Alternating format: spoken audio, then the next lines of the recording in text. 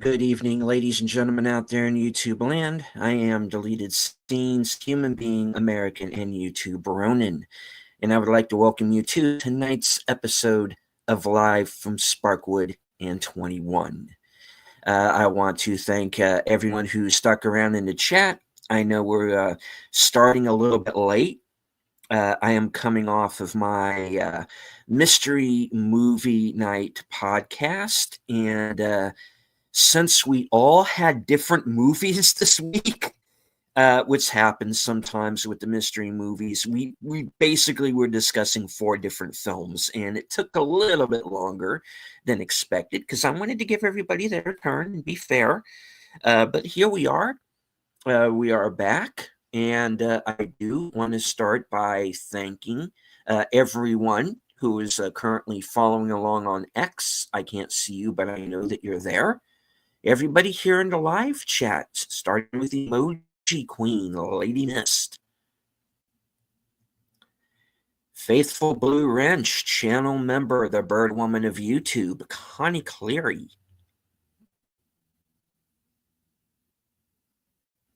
host of Films with Friends, the creator of the 10-word review, Big Out Presents,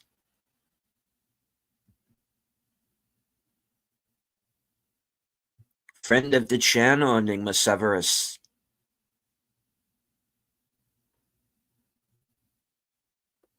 channel member, JPRPH1,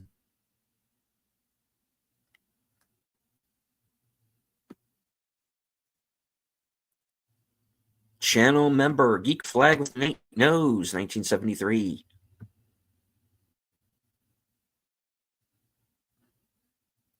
Daniel Barry, Sports Highlights.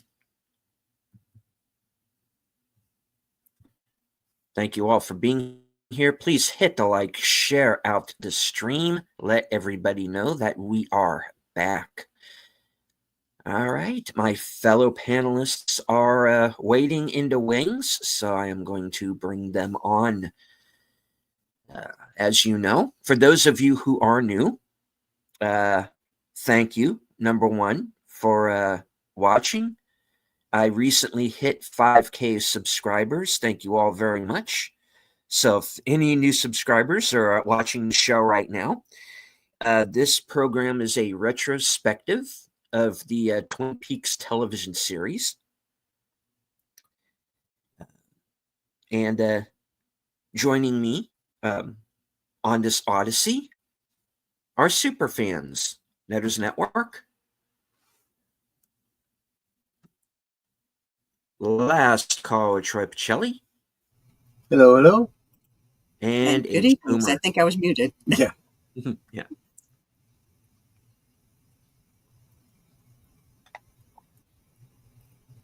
Hello, Age Boomer. Hello, Boomer. Yes. You didn't introduce me yet. You has to introduce me. I Yes, did. you did. Oh, you did. Okay, I'm sorry. Hi, I'm Aged Boomer with my flappy Yes, picture. you are. The most important character on the show who was not used in the revival series, which is why true. it just wasn't Did as you good guys- as it's been. Did you guys see the picture I shared with you in the group chat on X from Sherilyn Fenn's Instagram? Yes. She found a bird that she thought was dead but was not, and she's trying to nurse it back to health. And I said, "Is this Flappy? Could be." Could be. Was he like Captain America in like a frozen coma for the last 20 years or something? He may have been. You never know. And he's thawing out in her hands, I guess. A bird in the hand. I don't know. I'm sure there's a joke there somewhere. Bird in the hand is worth 2 in the bush. The joke is getting better and better.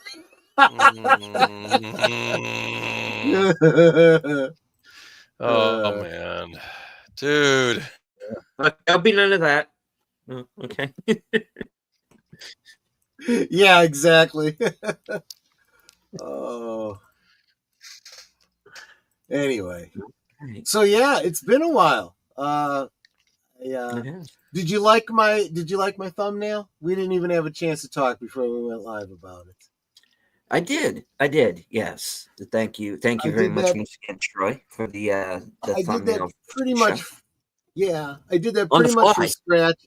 Yeah. I actually did take the time to figure out, based on actual newspapers from the show, what volume and number the newspaper would be for today's date, and so that is actually accurate. Just just a little bit of the accuracy I put into my little Easter eggs, but and it cuts off at the bottom. I actually had, like, underneath David Lynch, I said David Lynch and the birth and death date. I guess people would have just assumed that, but don't want to assume.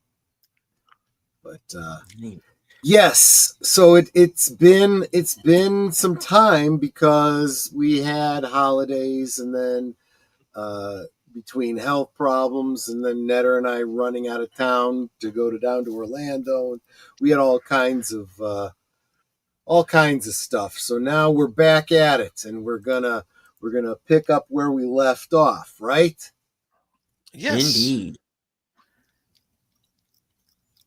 And this, Which of is course, where? will be with the future of this show, and going into some of the things we're going to be doing in upcoming weeks.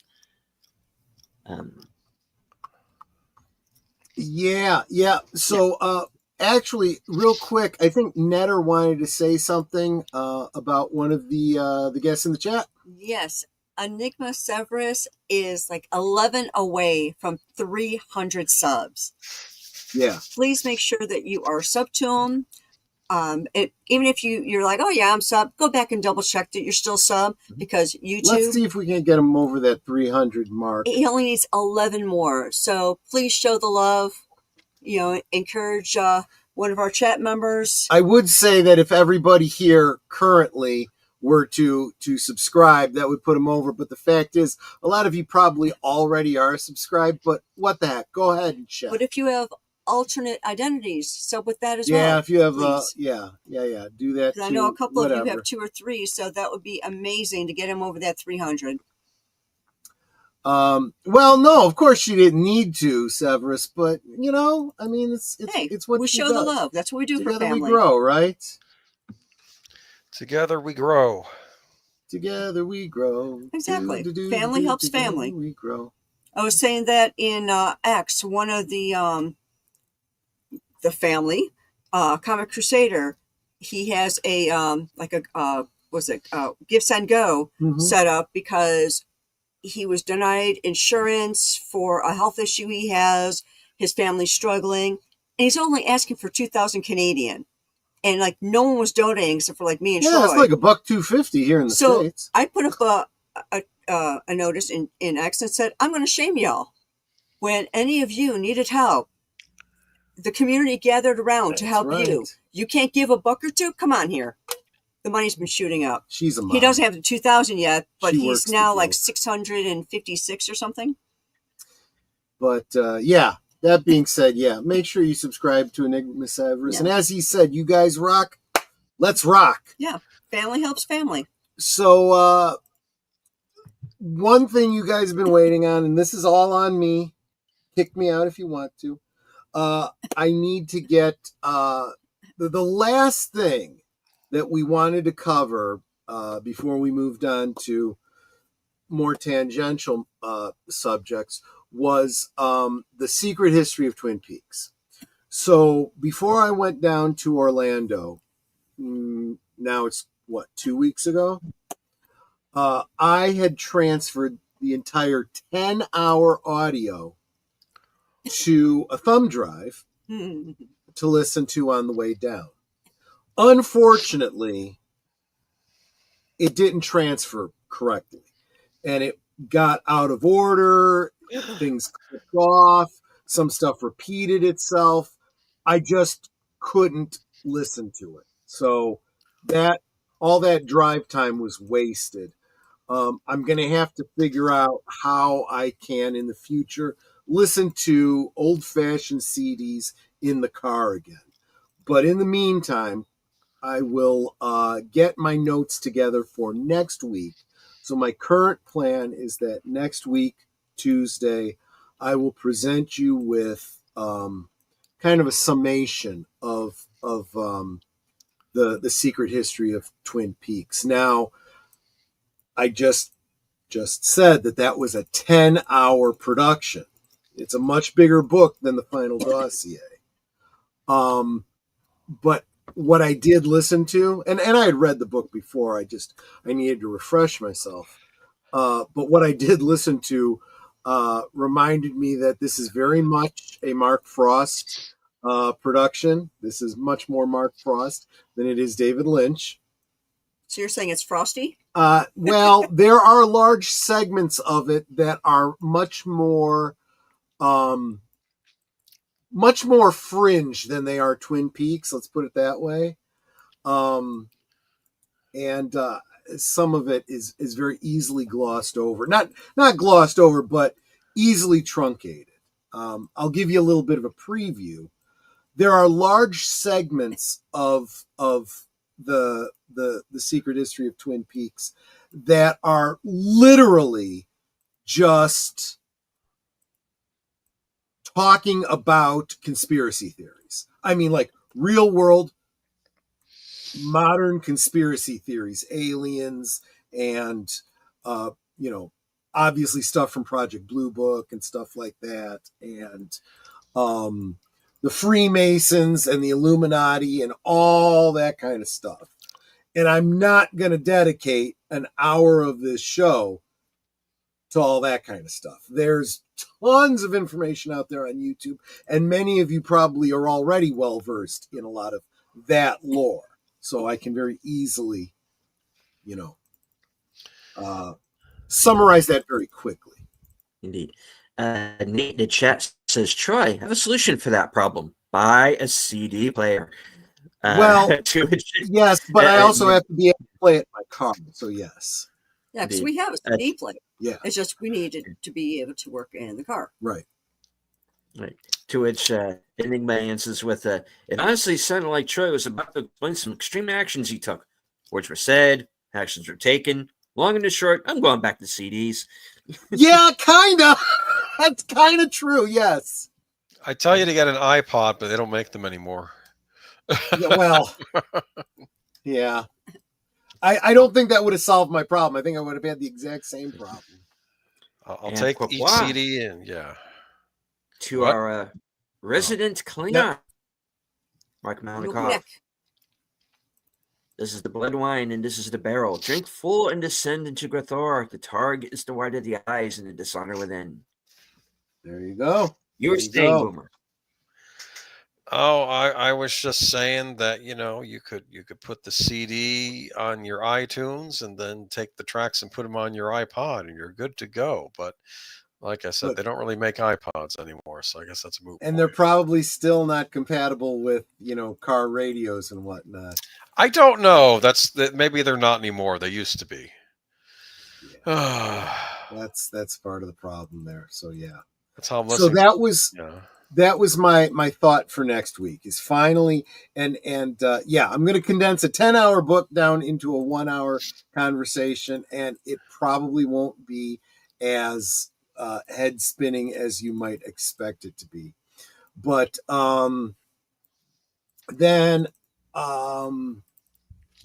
the following weeks, so and this is what I wanted to throw out to you guys. What do you think? I think we had agreed that after we got through Secret History of Twin Peaks, we then need to start looking to, and we'll have to split it up, I think, because it is a long presentation. The Queen of Hearts. I think I have to check. I think is it a 2 or a 3 hour production? Let me double check. Queen of, just a reminder, Queen of Hearts is the fan film that was made after the return, revisiting a lot of those same characters. Oh, it's 4 hours. Oh, 4 hours. How do we want to do this? An hour a week? What do you think? We could do an hour a week.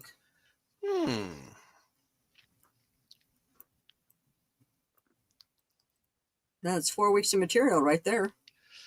What do you think?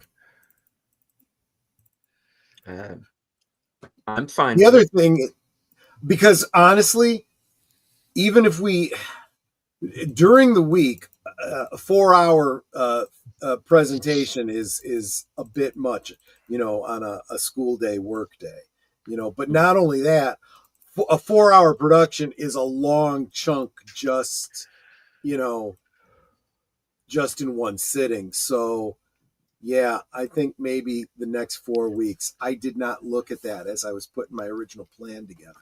So yeah, that'll take us well into March, right to the end of March. I would definitely like to have a Cameron in on as many of those episodes as possible. So it's also very much fitting in his schedule as well. Well, why don't you reach out to him and see if he wants to be there for the watches or if he wants to come on for a follow-up to talk about it? Because either way, there's going to have to be a 5th week where we just kind of digest, and discuss the fan film. So I'll bring the cookies. And that or the donuts, right? The donuts and the coffee. We could show the episode of Northern Exposure that references Twin Peaks. Or Dual Spires. Dual Spires from Psych. We actually have to do that. That will be a future thing, maybe as we get closer to the summer or something. But yeah, absolutely. Oh, apparently, what was it? The Mentalist had a Twin Peaks homage in an episode too. Is that I right? would not be surprised if a lot of shows. There was a Simpson episode that homaged that homaged Twin Peaks. In the 5th episode of the first season of the series, The Mentalist, the main police investigation crew is working on a case about a girl named Cara Palmer, who was found dead in the woods. You ever watch The Mentalist? I have. I've seen some episodes, yeah. Okay. I mean, even, I don't know if anybody remembers this show or not. Anything But Love had a Twin Peaks reference episode. It was Richard Lewis and Jamie Lee Curtis. And they had an episode. Oh, yeah. I remember that. Right. Yeah. See, if they had done an X-Files Twin Peaks crossover, it would have been Mulder lecturing Scully on tulpas. like for 10 minutes. Like, this is and like she's being all doubtful about the existence of tulpas and all this. He would just be going on about it. So here's how I've got it broken down right now. Secret History is next week, and then literally all of March would be every week a chapter of Queen of Hearts. And then April 1st would be Queen of Hearts discussion. Okay. Just kidding. Subject to change based on April Fools. Right, exactly. And then I don't want to pencil anything in past that, but let's kind of start talking through what we're thinking about, and I'll just make some general notes, and we'll decide where they work in later.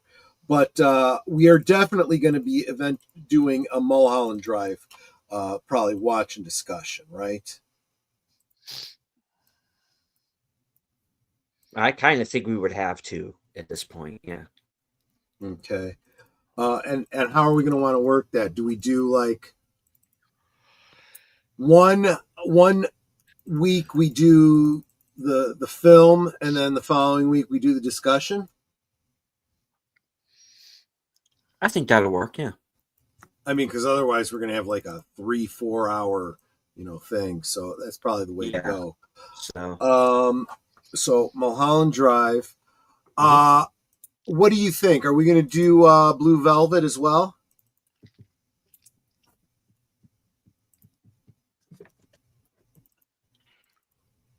Honestly, I would like to do it because I think in a lot of ways that Blue Velvet is proof of concept of Twin Peaks. I agree. I can see where it fits in. So yeah, I would like at some point to do that film. Yeah.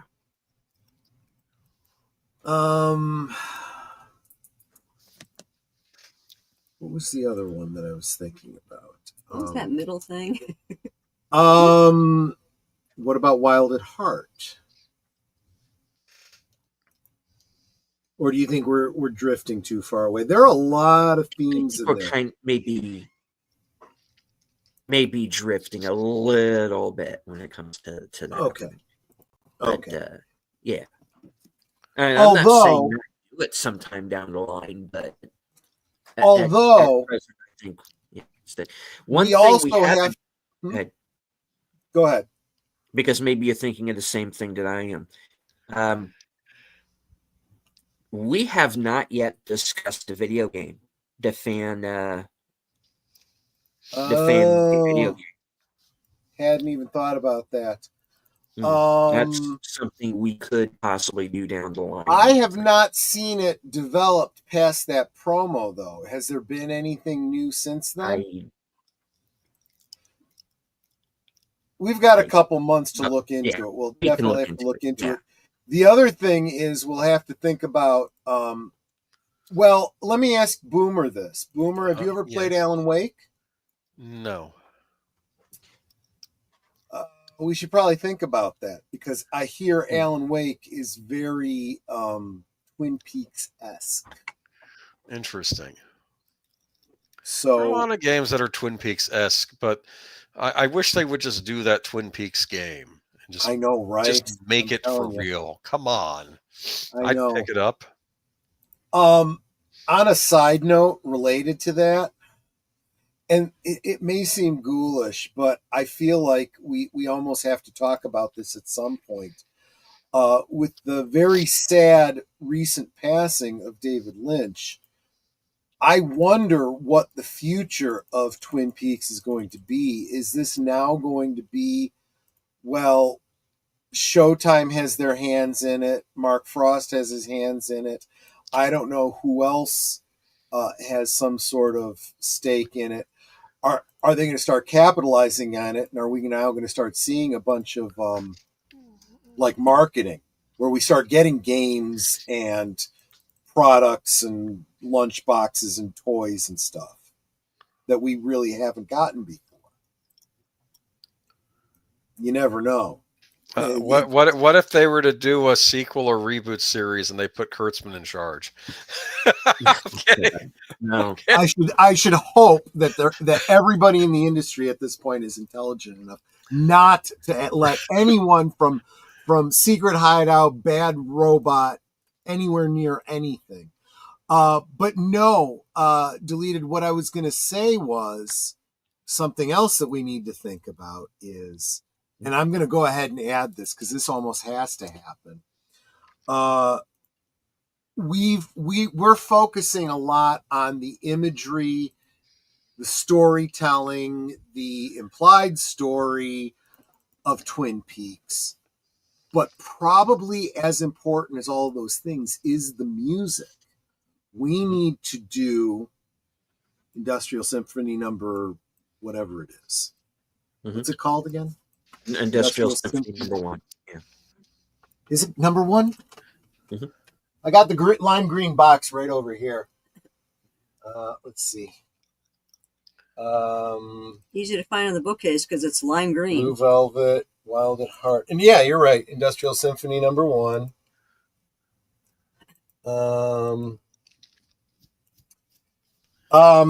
Yeah, let me write that. So, and this is my thought. This is why I brought up Wild at Heart. Wild at Heart is Industrial Symphony #1 almost falls directly between and acts as a bridge between Twin Peaks and Wild at Heart. Yeah. Right? Yeah. It does. So I'm kind of feeling like maybe we should do Wild at Heart before we do Industrial Symphony. Well, let me think that through. Would it come before or after Industrial Symphony #1? Ooh, yeah, good point. I would think that Wild at Heart would come before. That's what I'm inclined to right now too. But I'm going to go ahead and do my own watch of both of them again and see if I still feel the same way. That's probably how we're going to come down on this.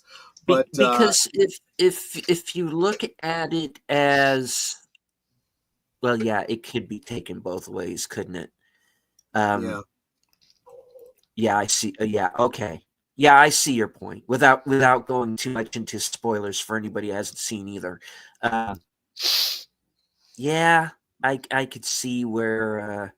What we could also do is we could look at the release date of both of those and just go with the release date. You're right. I mean, this is how we consumed it. We did the same thing with Twin Peaks and Fire Walk with Me, so we should probably that. And then so now talk about drifting. I got to bring this one up because we've talked about it before. What about Eraserhead? Eraserhead is pretty meaty. It is the cornerstone of all Lynch productions. Has some actors that were featured on Twin Peaks too. Exactly. It establishes his core troupe, if you will. Mm-hmm. It provides us with a lot of the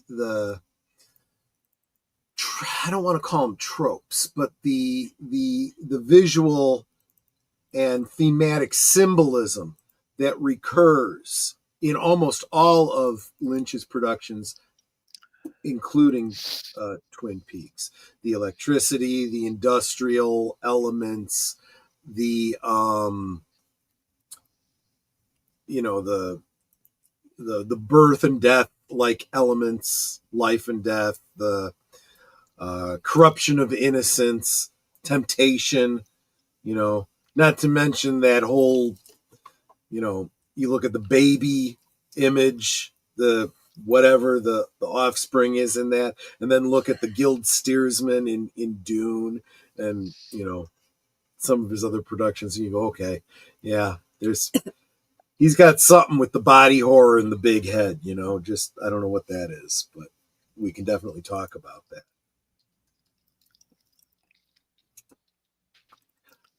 We're just spitballing here, so I'm going to go ahead and write down Eraserhead. Yeah, I'm fine with that. Yeah.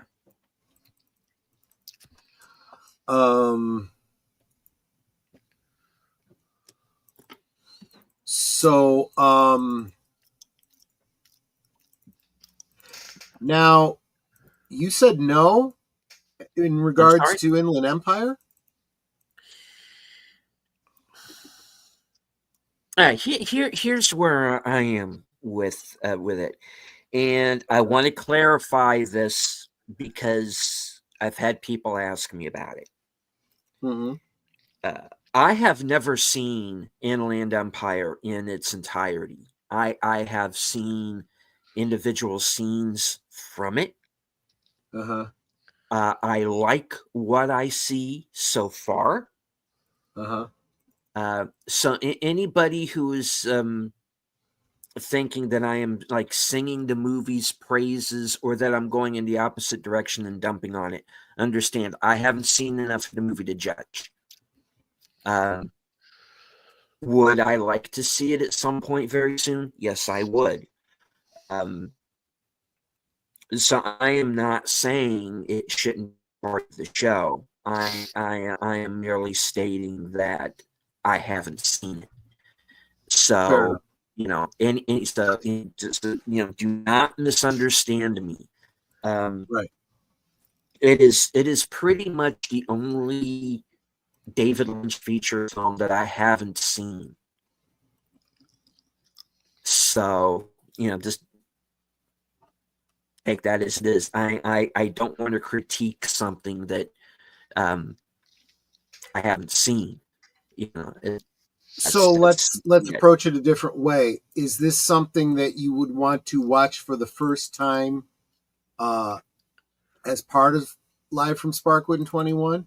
Or is it something you would rather see first and then evaluate and then we rewatch on if you decide to rewatch as part of Live from Sparkwood in 21? Well, I mean, season 3, The Return was a first time watch. Uh-huh. Why not? I will warn you though, Inland Empire is, if you take all the hardest to understand elements of all of Twin Peaks and Mulholland Drive and even Eraserhead and throw them in a blender, Yeah, I kind of got end that up with Inland idea based Empire. on the parts that I've seen. Yeah. I spent a lot of years chewing on Mulholland Drive before I feel pretty confident I fully understand what's going on with it. And to be honest with you, I'm still not 100% certain I fully understand it. But Inland Empire is... I have a theory, a working theory, but that doesn't mean I understand it. So we might have to chew on that one together. How much of the rabbit thing is in the final film? Not as much as you probably think it is. Okay. But yeah, I think it's definitely worth it. Honestly, once you start chewing on Inland Empire, you look back at Twin Peaks and you go, Twin Peaks seems pretty straightforward to me now.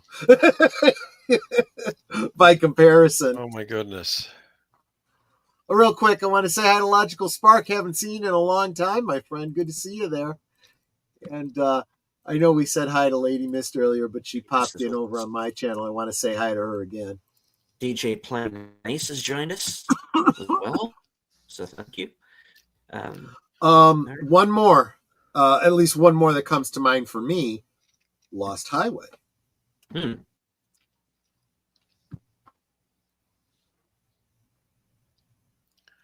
You've seen that one, right? Oh, yes. Yeah. Richard Pryor's in it. He is. Lost Highway is also, it's not quite Inland Empire, but it's still pretty... Lost Highway is the one that throws me. That's the one I'm not sure I get. I think I do. And the only reason I think I do is because I think it contains a lot of the same themes as Mulholland Drive. As far as the... Yeah. Is she the same girl? Is she a different girl? Exactly. Is he who he same thinks actress? he is? No, well, that's just it. We have different actresses, a different actor. It may even be a gender change too. So, what? Yes, dude, depending on how you look at it. Yeah. So, I remember a scene with Go ahead. I was gonna say I remember the scene with a glass coffee table that didn't work out so well for somebody, but yeah. Mulholland Drive, for example, you have what's the blonde's name? Patricia Arquette. No, in Mulholland Drive. Mulholland Naomi Drive. Watts. Naomi Watts is playing two different characters. She's playing now I'm drawing a blank. Kathy Selwyn and I'm forgetting the alter ego character. And towards the end, she kind of goes back and forth between the two. And different actors you've seen earlier in the narrative are playing different characters as well. That's pretty straightforward. You're basically seeing two different stories, and you're trying to reconcile what they have to do with each other. But I feel like Lost Highway, you can't even be guaranteed that you have the same actors connected. It could be different actors, even different genders of actors might be playing the same ego of person, if that makes any sense to you. It's David Lynch, so no, it doesn't. Yeah. Touche. That's a great point. Complete sense. I will do my best to at least comb out the knots. We'll have to decide how we want to braid it. But actually, it's funny because I do feel like Blue Velvet might be the easiest one to deal with on this list. It is. We might have to do that one first. For as oddball as some of it is, I do believe Blue Velvet is his most straightforward. Aside from the straight story, I think it is his most kind of straightforward film. Yeah. I don't think you're really guessing what does this mean? What does that mean? Yeah. No, in Blue Velvet, what happens in that film is what happens. Yeah, exactly. It's a straightforward narrative. Yeah. There are some elements that kind of break the fourth wall, and there's some elements that you could question the veracity of the narrative based on who the what's that concept that they talk about, the untrustworthy narrator, unreliable narrator. You could ascribe that perhaps to the main character, but then again, you don't have to. You might be making it more complicated than it has to be. And I do feel like subsequent viewings of Blue Velvet, I've done that because, I saw Blue Velvet very early on and just took it at face value. And then after seeing some of the more outlandish David Lynch productions, I went back and revisited Blue Velvet. And I'm like, well, maybe it's not as straightforward as I thought it was. It probably is. But, you tend to project a little bit. So, yeah, of all these that I've listed, I think we'll move Blue Velvet to the top because that's probably the easiest one to get to. And I'm kind of thinking Blue Velvet, Mulholland Drive, Wild at Heart, Industrial Symphony No. 1. We kind of build ourselves up to things like Lost Highway, Inland Empire, and Eraserhead.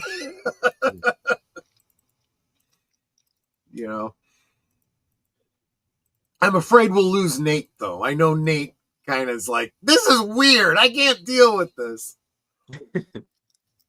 Anyway. Nate, we need you, Nate. Stay with us. Exactly right. All right. Well, I did not realize that we would have this much planned out. I've got the rest of February, all of March, at least the first week of April, and probably all of April if we're honest about it. So we definitely have the first quarter of 2025 covered, and probably enough material to get us right up to summer break. So I think we have accomplished our goal for the night, which was to confirm to everybody that we are not done with Live from Sparkwood in 21, and to lay out for you what the future of the channel holds. There's still a lot to get to. Mm-hmm. And I will start a separate list of all of the homages that we'll start covering, which is a little bit more lighthearted. Not a lot of discussion to do. There was one thing that you did bring up in the private chat, and if you would prefer to wait on this, there was a film that you brought up that is not a film by David Lynch, but that you felt kind of related in some fashion. Did you get a chance to watch either the film or the video that I shared with you? Not yet. I'm aware of the film. I'm aware of the plot. Okay. To give everyone a little bit of a background, and I got to be honest with you, I watched that YouTube video. I have not yet watched the movie. So there is a movie called, what was it called again? I got to go back to our notes.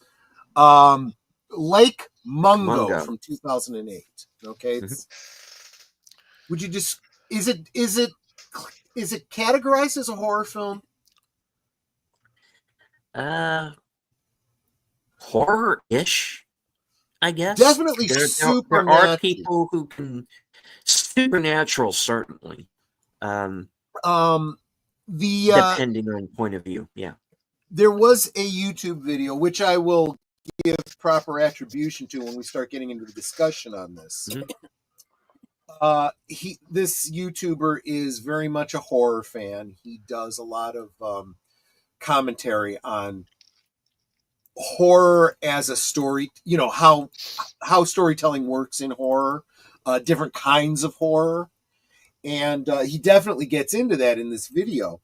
But he gets into a lot of David Lynch's storytelling method. And he points out, and I hadn't thought about this before, he argues that, and I might be overstating it to say argues, but for lack of a better term, he argues that Twin Peaks is actually a horror story. It's an existential horror story. And he compares it to this Lake Mungo. And of course, when we get to that point, I'll take you through. I will kind of distill down what he's talking about. So we're talking specifically to our Wendigoon? No, not Wendigoon. Oh. It's somebody else. Because he does weird stuff like that. Yeah, too. He does a lot of analog horror. But that's the other thing too. I'm glad you brought up Wendigoon, because this YouTuber talks about, not Wendigoon, but he talks about a lot of the analog horror that Wendigoon talks about. And I'll have to explain to you what analog horror is. He also compares Lake Mungo to what was that one that we were talking about? Deleted. The kids and the phone and the trapped in the house. Skinamarink, which is effectively started out as an analog horror. So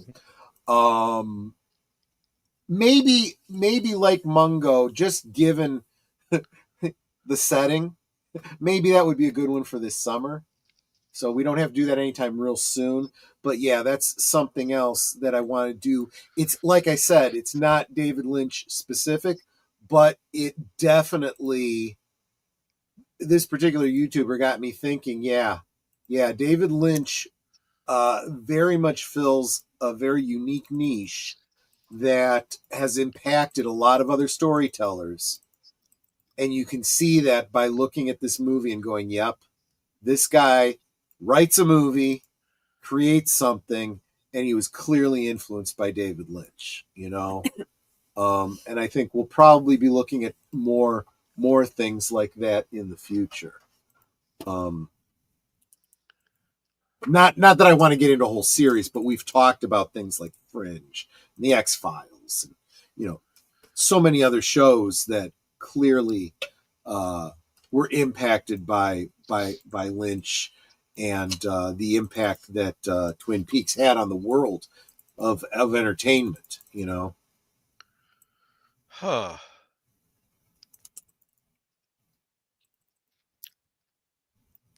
I don't know why it popped in my head, but never get in a land war with a Sicilian. It's funny you mentioned that because I was watching Viva Fry, and they were talking about that in terms of the current conflict in Eastern Europe right now, and they quoted the Princess Bride, that specific line, in fact. Yes, so I'm glad you brought that up, so I could get that into my notes. But wow, we've got a good part of the year already planned out. Oh, good. We've got plenty of material, folks. We're not going anywhere. Yes, folks. When I said that there were many more doors to unlock, I was not kidding. The show is not going anywhere, not for a while, and you have stuck with us this far, and I hope that you will stick with us the rest of the way. And when they're done, they can start all over again. Yeah, exactly. And you know what they say? Mungo like donuts. Sorry, I had to. As long as you're on Lake Mungo. In this house. Sorry. Yep. Skinamarink, I'm sorry. Moving on. All right. That's a weird movie. It is. I still haven't watched Skinamarink. I've watched the video. I haven't watched the full movie. That would be an interesting rewatch sometime. I think we should do a watch party of Skinamarink, but you want to do it on this channel? on live from Sparkwood and 21?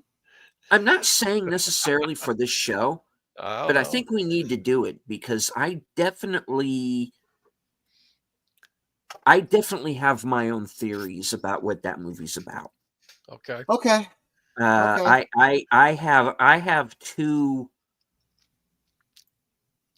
possibly three working theories. Wow. For yeah. what that movie's about, because I think there is more to it than people think. Granted, it's not for everybody. It's not a slasher film. There is not, I don't want to say there's not per se a monster, although I think that there is.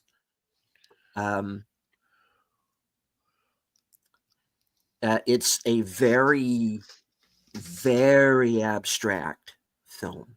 I do know that David Lynch was a fan of it.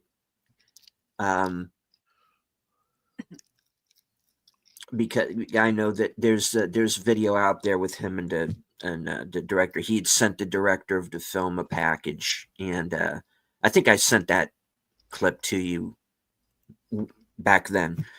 But yeah, I'm not saying it should be for this show necessarily, but I think just because it's something that we have brought up in the past, it's one that we could do a watch party for and a discussion of.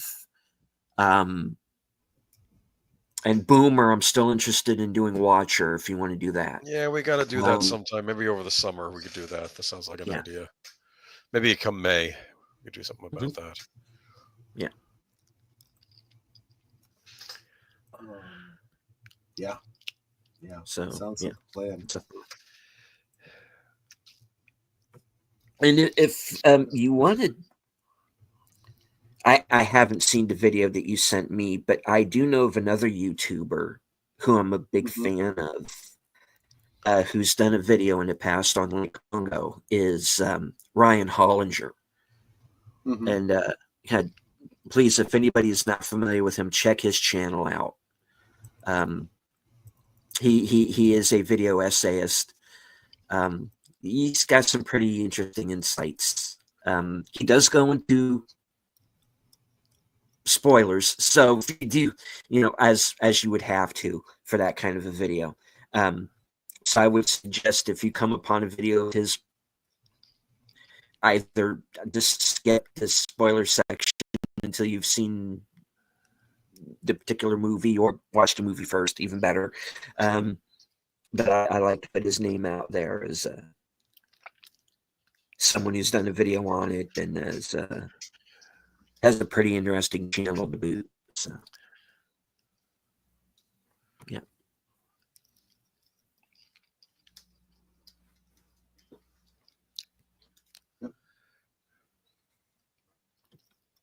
Okay. And of course, if anyone has any other suggestions to add Please. to the Oh, yeah, Yes. absolutely. please shout them out. There's probably things that we didn't think of that you're like, oh, well, what about this? Because, it's like somebody asked me to describe my job, like what I do. I'm like, I don't know. I just do it. Right. I don't think about every aspect. I just do it. So there are things that were discussed tonight that didn't include something that you had thought of. So by all means, let us know.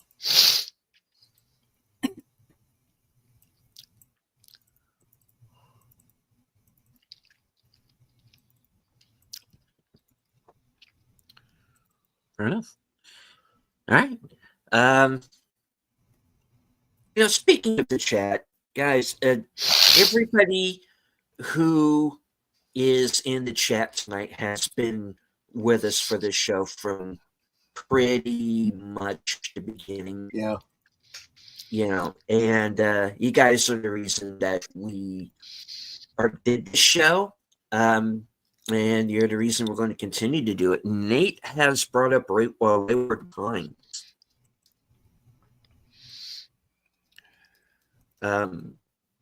Yeah. I'm trying. There was another one. I think it only lasted a season. Wild Palms. Oh, yeah. Lucy and Robert Lucia in it. So that's one that definitely came to mind.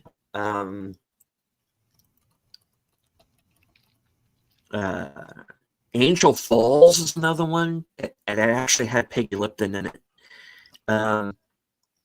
Even though that really was more of that really more hinged on the soap opera elements. But still, so yeah, there were definitely shows in that, around that time that tried to emulate Twin Peaks success. True.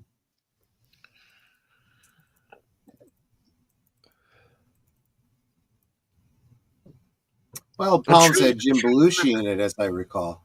Huh? Wild Palms had Jim Belushi in it, as I recall. Jim Belushi is in that, and Robert Loggia is also in. Oh, right. Robert Loggia. Lost Highway. And Ernie Hudson.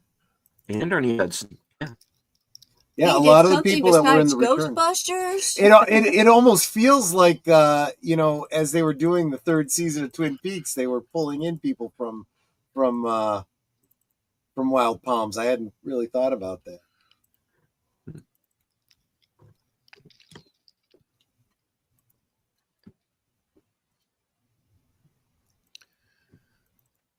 Yeah, good stuff. Nate is saying if it wasn't for Twin Peaks, we wouldn't have gotten X-Files.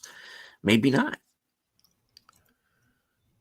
But X-Files is interesting because there for a while, and Boomer, you can certainly back me up on this, it kind of became a multiverse in itself because you also had the Lone Gunman getting spun off into its own series. You didn't have... And then you had kind of the other Chris Carter shows that kind of fit in one way or another, or had like Millennium. I don't care if Chris Carter did an episode of the X-Files that wraps up Millennium. Millennium was its own show. It wasn't related to the X-Files. It was supposed to be a self-contained thing. It was not some universe. And, you clearly have some strong feelings about I get angry about this because I love Millennium, it didn't get a proper ending. And they did some stupid tie-up episode in like season, I don't know, 4, 5, or 6 of the X-Files, which was just dumb. And Millennium wasn't as I like Millennium. It's one of my favorite TV shows, and I'm sad that it's not coming back. For starters, how do you reconcile? You know what? I'm not topic for another time. I'll be here for an hour. Millennium really needed another season to wrap this up. Yeah, it needs a Blu-ray release too. Needs a Blu-ray release. Very much does. I agree. Of course, Disney owns it, which means that's never going to happen. Okay. I mean, regardless of what you think of these shows, is there were shows that to me were kind of X-Files adjacent, not necessarily taking place in the same world as X-Files, but kind of X-Files adjacent. Harsh Realm, Strange Luck, which straight up references X-Files in its final episode. Okay. Shows like that I liked. I liked them to varying degrees. None of them lasted more than a season or two, but was that. Fox had a series called John Doe that I think goes a lot to X-Files. This guy who can't remember his real name or his past, but seems to be super smart about everything else. Yeah, I remember that show. That was an interesting show. And then you had Nowhere Man. Remember that one? Nowhere Man, yeah. Bruce Greenwood. Actually had the actress that played Frank Black's wife on it. He goes use the bathroom, and then his wife's not there. His whole identity is gone. Nobody knows who he is. It's this weird thing, and that was an interesting show. He used to do shows like that. Mm-hmm.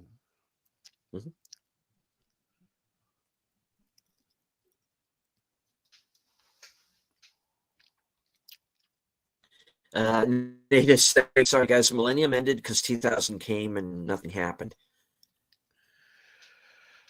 Well, they didn't even get it that far. It ended because the Fox networks the Fox just canned it.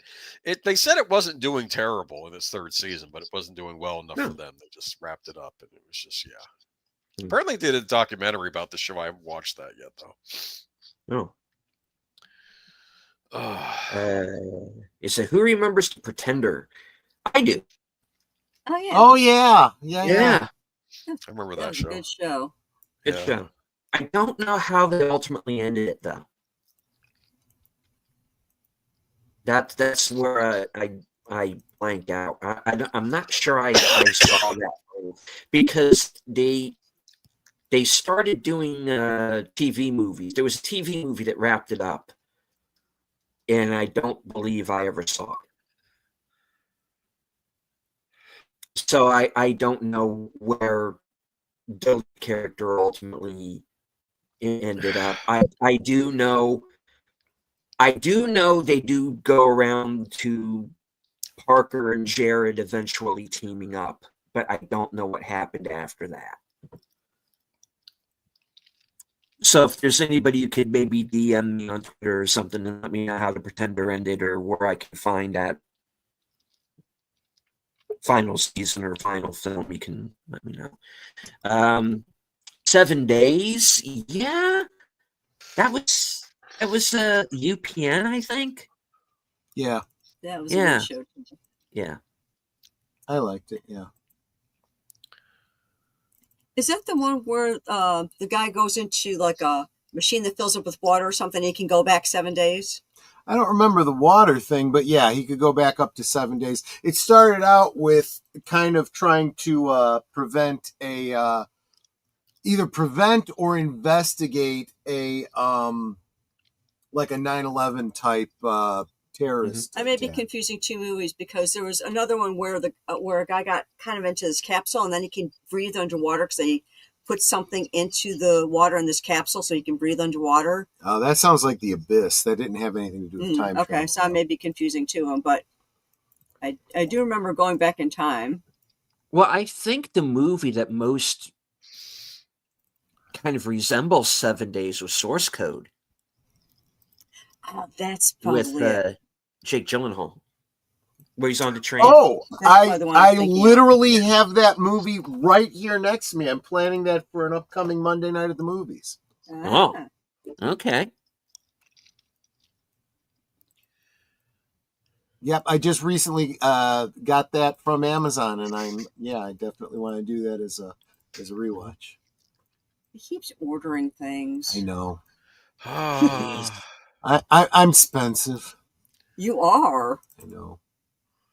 You are very high maintenance. I am high maintenance. Yes, I am. How dare you take advantage of free delivery? I know, right? It's not really free delivery because you have to pay for the Amazon Prime that's membership. True. Yeah, is I true. know.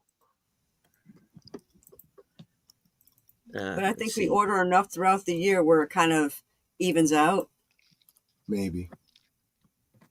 Yeah, because we have Amazon Prime. I'm sorry, we have Subscribe and Save. And he says the plot of 7 Days, they went back in time, stopped the assassination of the president and vice president.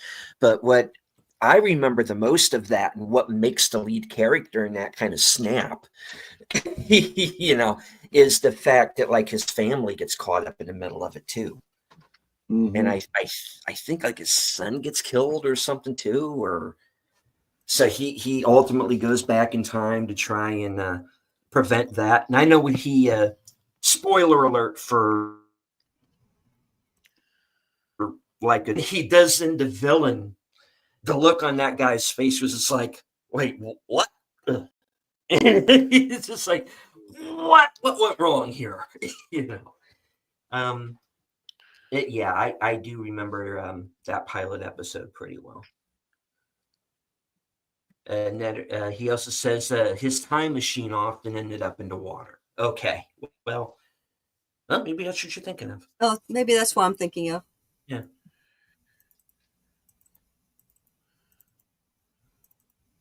Yeah, his time machine often. Oh, that's right. He was in a machine that went back Yeah. in time, and he often ended up in the water. Yeah. Right, because he had to be in this machine in order to go back in That's time, so what it didn't was. tear him apart. That's what it was. And what was the other one? There was one.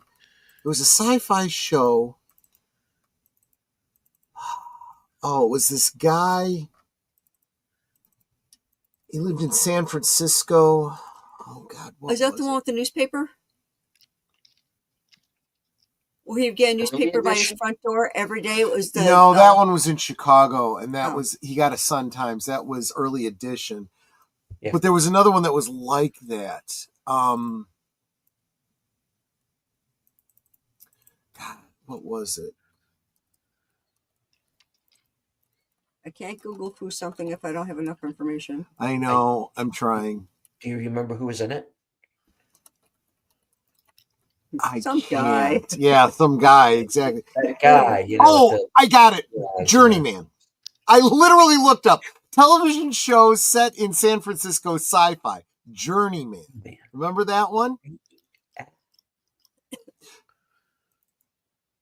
Commuting takes on a whole new meaning for San Francisco newspaper reporter Dan Vassar, who unexpectedly finds himself traveling through time to change people's lives. That's the good news. The bad news is he has to explain these sudden and unpredictable disappearances to his family, including his young son, who thinks his father's disappearance are related to magic, and colleagues, and finding himself reunited on his journeys with a long-lost fiancée who was presumed dead, and this cannot be good for his marriage. His brother was played by Reed Desmond. I don't know if you remember him. He was in a number of things. I don't think there's anyone in it that most people would even really remember. The thing that stands out to me, though, was that the house that he lived in San Francisco was literally the house next door to the Charmed house. You know, the red house from Charmed? If you're looking right at it, it's the house directly to the left of it. Cool. Really? Huh. Yes. Interesting. Sounds vaguely familiar. Not at all. Like I the don't shows think I were not saw it. related at all. There was no crossover between the two shows. It just the houses that they used for the shows were on the same street, right next to each other.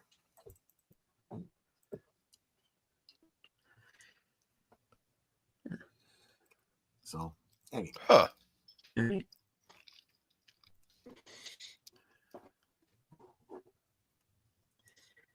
All right. So, folks, next week will be our deep dive into the secret history of Twin Peaks. Yep. All right. So, one time around the horn. Nutter, what do you have coming up? Oh, let's see. Well, right after this, I'm going to be on Troy's channel Right. for another exciting episode of Lake 7. And then on Thursday things, my special guest will be Dad Man Walking and Mrs. Dad Man Walking. So I get a twofer. There you go. So that's going to be a lot of fun. Friday, I'll be on Friday Night Last Call, guest hosting on that. And whatever that guy's going to talk about, who knows. And then Saturday over on Big L's channel. And do you remember what we're going to watch, sweetie? I don't. I can't remember the movie, but we'll be over on Big L's channel for the movie rewatch of the week. Cool. That's it All for me. right. Troy. Oh, and I do want to remind people that Right. if you are interested in being a guest on Thursday Things, DM me on Twitter. Let me know what Thursday you'd be interested in. My only criteria is that you have your own channel that you're willing to grow, or that you're trying to grow with your own content. Or if there's a topic that you're a SME on, that you're like, hey, I'd love to come on your channel and talk more about blah, blah, blah. Yeah, so let me know. All righty. Troy. Yep. Blake 7, episode 4 of season 2, Horizon. Right after this, if you are on my channel here, you will be forwarded to that auto dramatically. Otherwise, come find me. We'll be watching Blake 7. I'll be on, like Netter said, with her on Thursday. Friday, Boomer and I will be revisiting a topic from before I went to Orlando. We'll be finishing up that topic on growing up Gen X and exactly what that means and some of our memories of that. Yes. All right. There you go. And thank you, Nate, for the $2 super chat. You all remind me of a Mexican chihuahua. All right. You And all thank remind you me of to a small Mexican chihuahua. and hello to John Doe Juggalo. Netter is always out here wanting to help others grow. Indeed. Yeah. All right. Absolutely. Boomer. Like Troy said, I'll be on with him Friday night. Also on Sunday with Geeky Geezers. We'll be discussing such stories as Disney recommending what you spend your inheritance on when a loved one passes in your family. And also, apparently really? a fight happening over the James Bond license. There's more news on that I just saw. One company is angry that nothing's being done with it, and they're trying to bring a lawsuit. So there's that. All right. Brings things on over to myself. Join me Thursday along with Outlaw Bill for Action Theater, and we will be watching John Woo's Broken Arrow from 1996. That'll be at 3:30 Eastern. And of course, Sunday for Western Cinema Presents, 3 p.m. Eastern, we will be watching Winchester 73. And hello to Dadman Walking in the chat. See you, sir. Hey, Dad, man. Looking forward to having you on Thursday. Yep. Indeed. I have my 100th episode of Unscripted coming up. Stay tuned for details and times. Of course, join us right back here next week.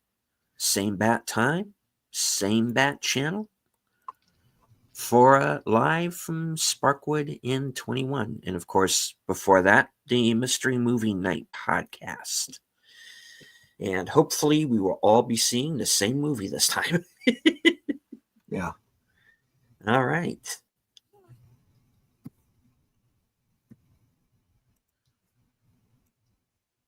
Any last words before we wrap the show?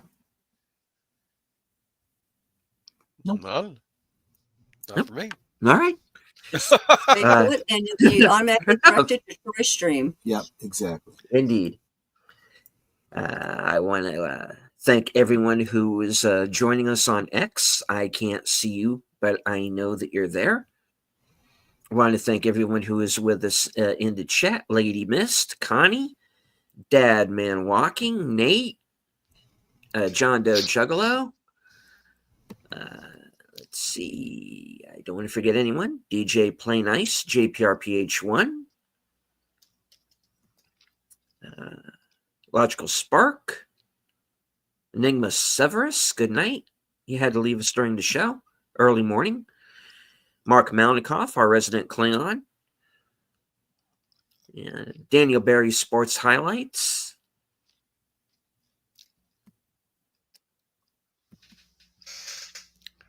Come on, scroll up. I know you can do it. All right.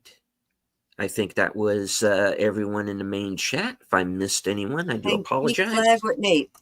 Yes, Nate. All right. So as I say at the end of... Oh, wait. Netter, you're closing. Yeah. Well, y'all know what I always say. We can talk amongst ourselves, and that's all well, good, and fun. But it's so much more fun when you guys are joining us in the chat. And you're dropping the comments, questions, trivia, being goofy, whatever it may be. And it doesn't feel like we're separated by miles or continents in some cases. It feels like we're all hanging out in the same room, enjoying each other's company, and having a great time. And you guys, you know you're not just our friends. You are our family. We appreciate you. And we're just so very glad that you're here. I know that I like seeing each of you in our chats. No matter what streams we're on, it's like it makes me smile to see you here because you're my family. I want to see my family. So thank you for being here. Thank you for the many, many ways that you support us and our channels. So we don't do this for us. We do this for you. So I'm glad that you're enjoying this enough that you keep coming back. So that's fantastic. So again, thank you for the many, many ways that you support us. Thank you for being a part of our family. And until next time, good night and God bless. All right. And as I always say at the end of every show, thank you all once again for joining us. Join us next week for the next episode of Live from Sparkwood in 21. From HQ and all points north, south, east, west, and beyond, good night. Take care. Stay strong. Be safe and healthy because this is how we win.